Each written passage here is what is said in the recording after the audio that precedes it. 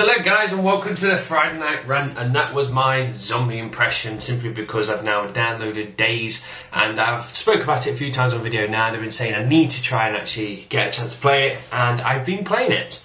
So before I even go on any further, sponsored by a drink, no alcohol, it's a double shot of Coke with a side order of Coke on the rocks because I'm hardcore. Yep, no alcohol today, trying to keep myself clean. Especially with me combating zombies and stuff like that, I've got to keep my head straight, can't mess about with any of the liquor, you know what I mean? They could be round any corner. So yes, Dayz is an incredibly hard game. When I logged on this morning I thought, you know what, I'll go off, find a house, get some guns, probably survive for probably an hour or so and then die eventually. And I was dead straight away. I was like, oh, okay, right, that's fair enough, it's harder than I thought. And then some zombies chased me. I thought, I'll jump in the water, the zombies can't swim. And they didn't follow me. I was like, yay, let my guard down. Next minute, they were all swimming straight after me as well. So, all the time throughout the game, you just cannot let your guard down. And after playing it for about an hour and a half, I'm still yet to find even a pistol. So, yeah, it's a very steep learning curve on that game. But that doesn't mean I'm not enjoying it. So, if anyone actually has got Dayz, check out Gaming Unity, because we're going to actually start a group together and we're all going to obviously team up and try and work as a team, which is obviously a lot better than going around by yourself and just getting picked off quite easily.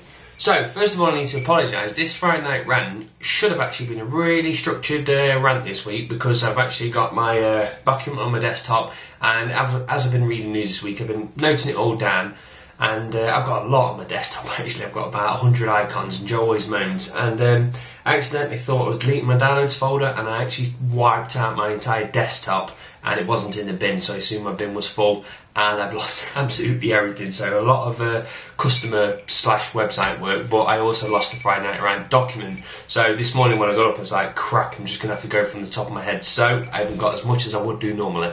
But with that being said, it doesn't mean I'm not going to forget about the good old Nintendo. Now, I'm not here to actually just bash it, actually. I know I did that last week, a lot of Nintendo bashing. But one thing I read this week is what they were saying is simply, obviously, the 3DS was launched.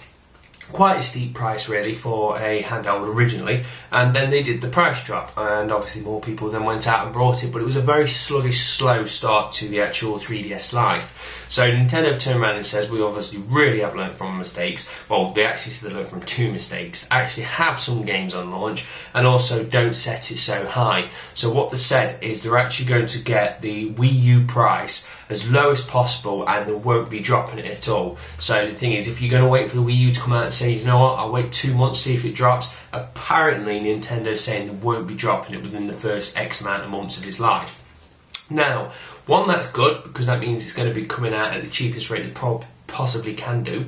Or at the same time, could it be an evil Nintendo tactic? And it's quite weird me saying evil Nintendo, because like 2 months ago, if I would have said the word evil, it would have been associated with EA, not Nintendo. But I do feel like Nintendo are doing a few nasty tactics. But still, that was just that, you know what I mean? I'll let that lie now. Nintendo could be telling the truth for this and actually saying, yep, it's going to go in cheap, so buy it as soon as it comes out. So Steam this week has been claiming more money from me. As I said, I've started to actually get into this digital malarkey simply because it's quite cheap. And I've actually been working out this week that I've been selling games such as Deus Ex for the 360 because I can actually sell this second hand and actually get more money for that than it costs to buy it brand new on Steam. So a few of my games have actually been selling, getting them on Steam and actually getting some change out of it, which is pretty damn awesome. The main reason I actually want some things on PC is because actually it's easier to record on a PC than it is on a console, so I'm just converting a few across. But I've actually come across my first little tiny bug with Steam this week, and what it is the point of Steam is it's big. If you want a game, they would take that money from you instantly. It's like, go on, there you go, there's your game. So it's very quick when it comes to taking the cash away from you. But this week I was actually trying to download Armour 2 so I could actually install my Dayz,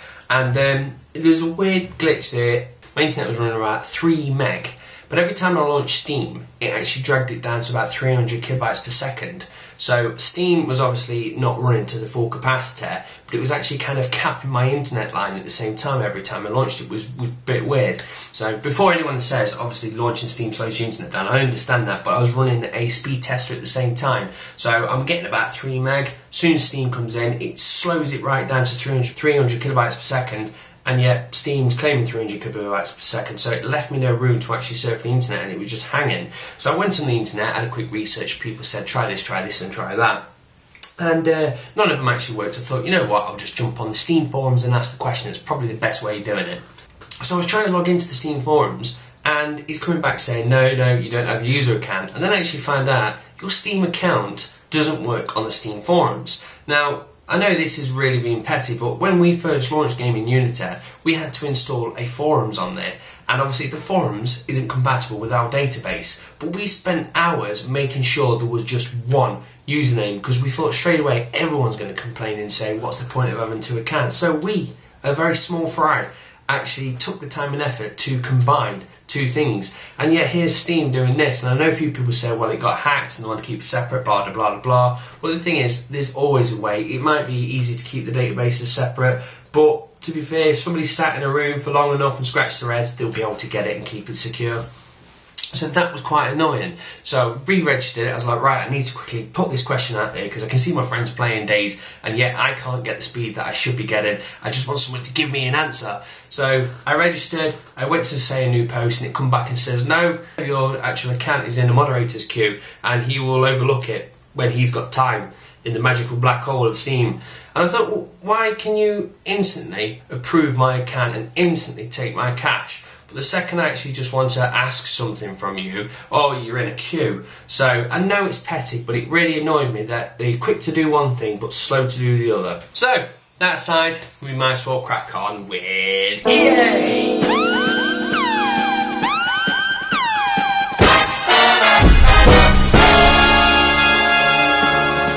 So, two things about EA then this week. First of all, Mass Effect. Let's get that bit out of the way. The new Mass Effect Alternative Extended, we cocked up, so we tried to fix it. Ending has been released. Well, for 360 PlayStation, you've still got to wait about a week, I think it is. But anyway, point is, as soon as it came down, downloaded it, and I had to go through, obviously, the ending mission again, which was good because it made me remember how good Mass Effect is. I do like the controls, I like everything about it.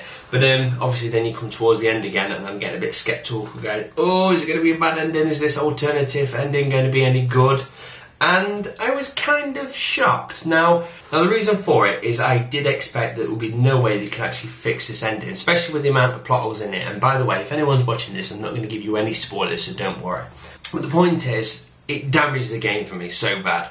And when I was actually playing it, they started to fill in a few little plot holes. I was like, that's not too bad now, I'm feeling better about this. And then when it comes to the ending wasn't drastically changed to the point where I went, yes, that's much better. But they actually tweaked it, just one or two little things that made me go, again, you filled in these little plot holes. And the problem for me was they actually left the universe in a state that I didn't feel like the franchise could continue. Because we know, obviously, it doesn't matter about the characters. The Mass Effect universe will host many games over the future, so you may have a first-person shooter, you may have a flight sim, you don't know what's coming out with that of EA because they love banging games out. But the point is, the actual universe for me felt too damaged to actually create any more games from it.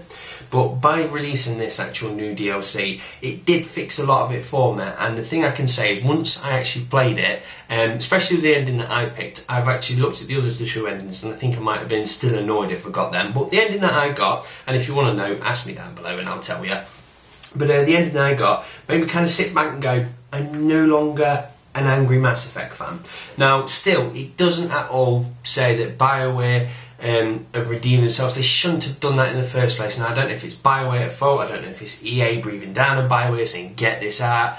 And I don't know who's to blame on it, but the thing is, they damaged it and it shouldn't have gone that far. And like I said, I've looked at some of the other endings and they're not as good as what I got, so I can see a lot of people still annoyed. But the thing is, at the end of the day, I'm not as angry as I was. I'm still annoyed that it got to this far. And I'm especially happy that my friend Chris Lights Out Lemon, who absolutely loves BioWare. Shh, BioWare. Now, I know not many people are going to understand what that was about, but every time we talk to Chris, we always say the word BioWare, more like it's a Calvin Klein advert, just with a BioWare. So yeah, that was in there for you, Chris. But yeah, Chris absolutely loves BioWare, so I'm glad that these endings have actually made him happy, because I'm sick of him just constantly down the headset bashing the game, but he's a happy guy at last as well. So yeah, we're kind of both happy. But the major thing with EA this week is completely annoying me to the point where I am now selling some EA games is Battlefield 3. Now, Battlefield 3, I've said time and time again, it's good, it's great. You know why I like that game.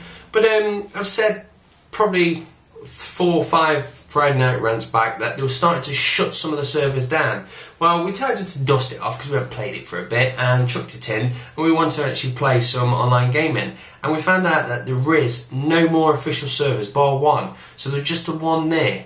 And the thing is, we want plenty of official servers, so if that particular official server is on a map that we don't like, we'll jump to the other one while that actually churns through them all. But no, there's one, so you play that it's doing at that moment, or you don't play at all. But obviously you can play the unofficial ones by all means, but you've got to play by their rules. And if you're really, really good, and a group of you go in and cane everybody else, they could just go, nah, let's ban them, because we actually own this server. So, to me, they've completely damaged it now, so we've decided that we're all going to sell it.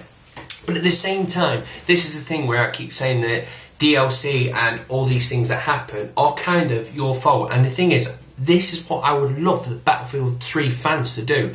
Everybody's renting servers at the moment. What they should do is set a date and say, you know what, in 2 months from now, all of us not rent a server for 2 weeks, complete blackout. So then all we're left with is the one official EA server, and not everybody can compile onto a 12-slot server. So what will happen? No one will be able to play the game, and then obviously there will be a massive uproar that a brand new-ish EA titles come out with no online support, and it will actually make EA look stupid, get some egg on their face, and actually make them go, you know what, let's switch these servers back on. And that could be done so easy. It only takes a load of Battlefield 3 fans to come together and say, this is the date we're going to do it. So I wish people grew the balls and did it, because it would teach the developers and manufacturers and all the other people a lesson. But that is it, so I'm going to leave it there because, to be fair, my brain's a bit all over the place at the moment, and especially with me not actually having a proper list of things to talk about. So I'm going to leave you the question of the week, is when's the last time you actually played a game and something annoyed you in the game and you went, that's it, I'm selling it. So what was that game, and what actually made you snap and go, you are now going back to the shop? So that's it, guys. I've got another 4 or 5 days left, so I'm going to kick back, do some Dayz, and I'm also going to be playing a lot of Dayz because I bloody love that game. So thank you very much for watching, guys. Cheers, bye.